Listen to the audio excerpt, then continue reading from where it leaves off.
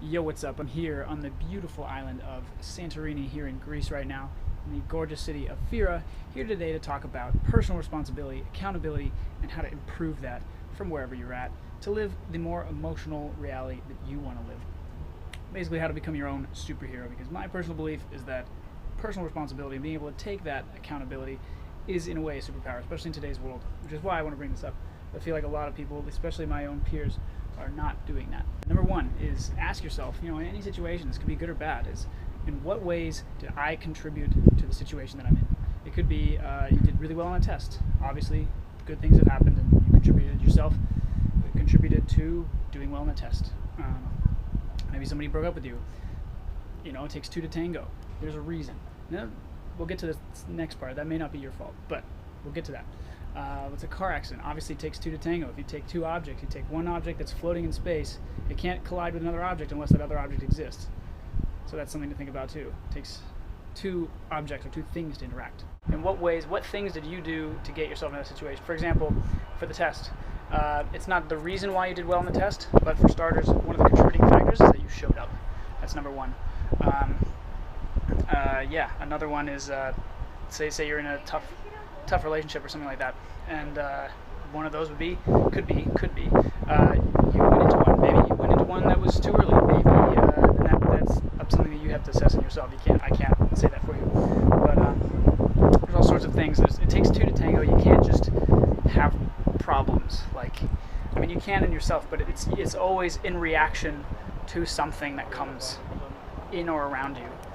There has to be, for a problem to happen, you have to have somebody that's dealing with it and someone that's giving it out, right? Another one is, number two, is ask yourself what kind of things happen outside of your control. What did I not have, like in a car accident, obviously, you don't have any control over what someone's doing in the car beforehand. There's no way you could possibly know if that person wasn't texting or if they were out to get you or anything like that. There's no possible way for you to know what that person is doing. Same thing in the relationship case. If you're in a rough breakup or whatever, you have no idea if that person wasn't talking to somebody already. You have no idea. There's no way to do that. It's not something in your control. It's not something you can possibly deal with and know. So there's that. And then number three is finally just accepting and understanding and accepting that these things have happened, and then learning to let them go.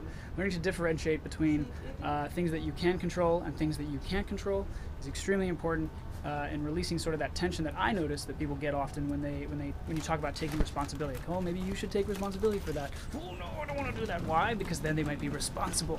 But here's the catch. Instead of being a debilitating experience, taking responsibility for something can actually be incredibly empowering, incredibly liberating. Because it's only when you understand that, again, it takes two to tango for anything. And I'm not saying that if something bad has happened to you that's your fault, but I'm saying that there are things that you did do to get to that. There's no way you can't have not done that. And even if it's I got out of my house today, that's a reason. It's not a good reason. It's not the reason why say you got hit by a car today, but it is a contributing factor, and it can't not be, because in the event that you were in an accident, you got in one. That would just be one. Or in the event that you went out to a dance thing and you met somebody you really liked, and then that person broke your heart or whatever. It's that's a contributing factor would be that you were there. But as I was saying, it's actually really empowering and liberating to know that you can take that responsibility, and from there, only when you understand and accept this, can you course correct. And that course correction is extremely important, because if you don't course correct, you're going to do the same thing again and again and again. And that to me is why I got my Spider-Man shirt on here. That to me is why personal responsibility is basically a superpower, especially in today's world, where we want to point fingers and blame at everyone. I see it all over the place, politics, internet, just day to day.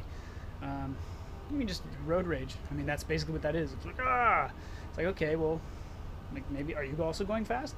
Ask yourself that question first before you suffer and you sit in a state of angst and anger. It doesn't help you. It puts you in a state of suffering for literally no reason. But anyway, with that said, peacing out of here, off to Athens, and that's all I really wanted to say. So with that said, I'll see you guys next time.